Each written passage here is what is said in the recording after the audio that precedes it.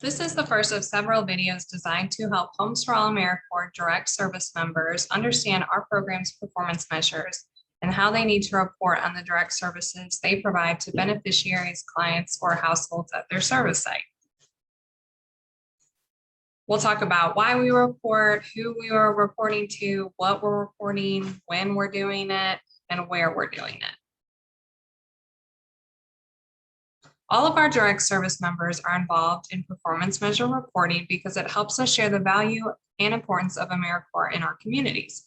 It helps us demonstrate that Homes for All is a good thing and allows more people to receive critical housing services.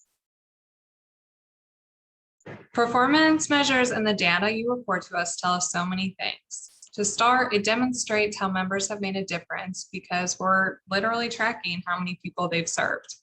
It also tells our sites that AmeriCorps members are a helpful and valuable addition to their organization. They're going to be able to serve more people or serve them more effectively if they have an AmeriCorps member at their site. We can also share with our communities all the good that AmeriCorps does. It also helps us to continue receiving support and funding from the federal AmeriCorps agency and Congress. And again, this ultimately allows us to continue serving people. Our goal is to serve 2,500 individuals, meaning adults or children, as a program. This is a collective number. Each of you will report on the people or households you serve during the year, but there's no specific target number that you have to reach. However, it's so important that we capture every individual or household that you have meaningful engagement with. You're not going to report on every call you take or every person that you give an application to. We're talking about services that you provide that we describe as an intervention or any services listed in your position description. Out of the 2,500 individuals we serve, we are trying to house or complete services with 1,000 of them. This can mean building or repairing the home, providing rent or utility assistance so they can maintain their housing, or we might help them find and apply for a rental unit, or help them buy a home. These are just a few examples. As a program, one of our other goals is to recruit, train, or manage 550 volunteers. These volunteers can be a one-time episodic volunteer, or they can be recurring, meaning they volunteer more than once.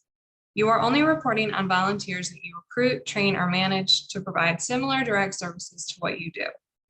Maybe that means they are helping build the home or they're teaching a financial literacy class.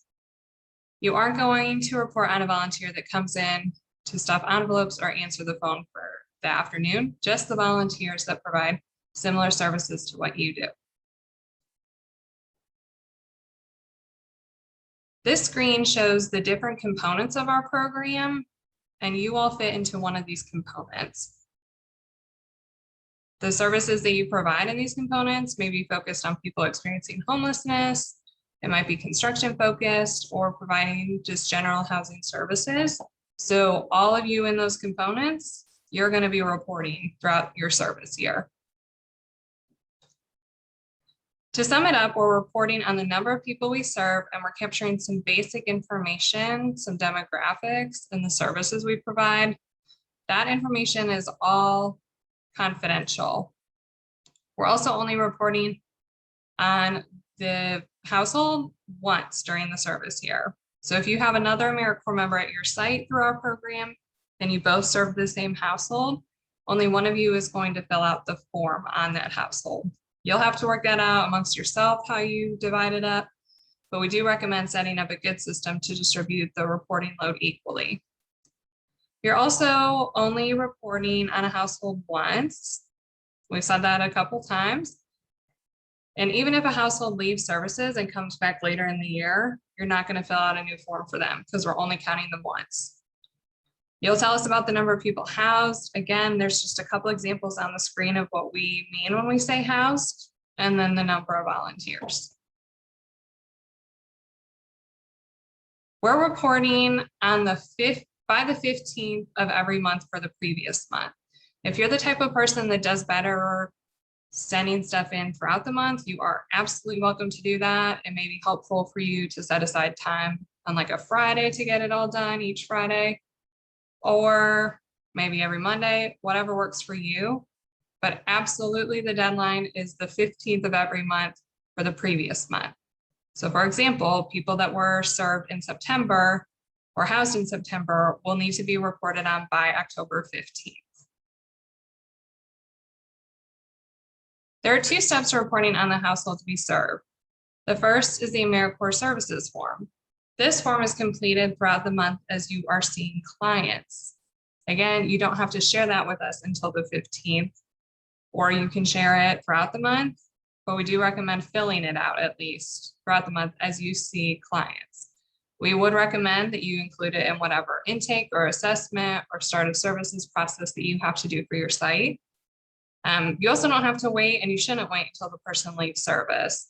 It should be filled out as close to real time as possible. You also need to include as much detail for each household as you can when you start working with them. We know some of the households you are going to serve may have already been in services before you got there, but you're still going to report on them because we're reporting on the services that you are providing as the AmeriCorps member to this household. In other words, it's about your relationship with them, not a previous member or employee's relationship.